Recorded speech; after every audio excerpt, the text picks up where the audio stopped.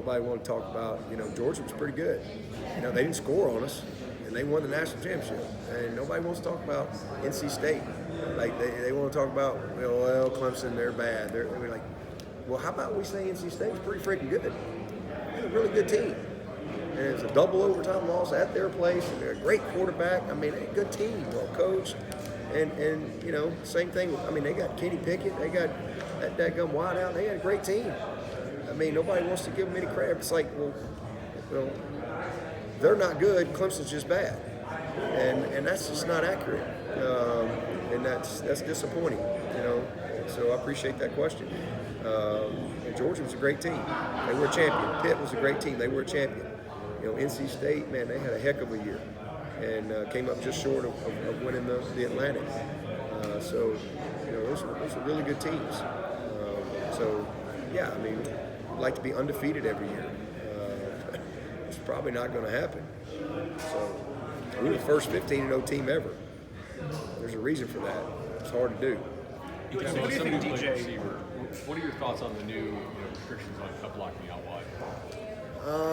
I don't like it. As a receiver guy my whole life, I don't think it's healthy for the receivers. I think it puts them at a real injury disadvantage. I'm totally against the cut blocking, but not being able to cut a guy head up who's running downhill at you, a 240-pound linebacker, and you're trying to block on a screen, and you have no threat of being able to cut him. I don't think that's healthy for that 180-pound wideout. So it should be the same thing as a running back, not being able to cut in the backfield. And here comes that linebacker downhill, and you can't cut the backer, and they know that, so they just bull you. As opposed when they know that you can cut them, it slows them down. It's not as big a collision, and so forth. And so that's the one part of it. I love everything about the rule, but that's the one part of it as a guy who played the position and a guy who's coached it my whole career that I don't like. Because it really puts you at a disadvantage, because now a DB knows he can run full speed, full 100 miles an hour from 10 yards away and run right through you.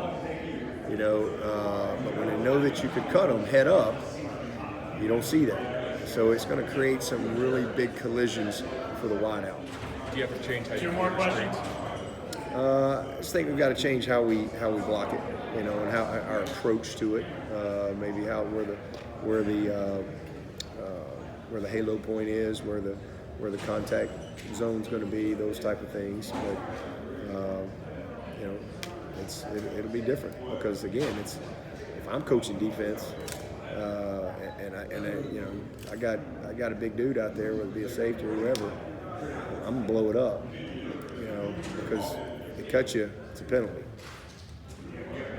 Coach, one more. Last one here. Coach, let me ask you this. You talked in the press conference about how you and Coach Elliott kind of knew that Virginia was the right place for him. Could you elaborate on that, and what advice did you give Coach Elliott as he headed to Virginia? Well, the biggest thing is from the right fit. It just, I really like Carla, first of all. I mean, she is great. The AD there, she's very smart, very sharp, and I think she's a great fit for Tony. The other thing is Tony, he's a 3.8, 3.9 engineering grad from Clemson. He's very, very smart.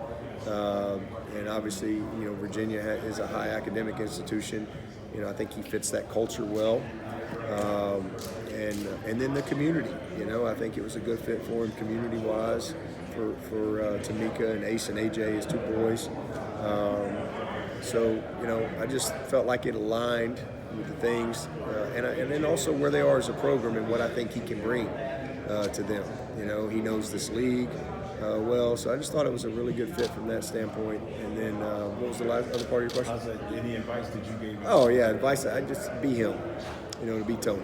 The same things that made him successful as a player, same things that made him successful as an assistant, same thing that made him successful as an offensive coordinator.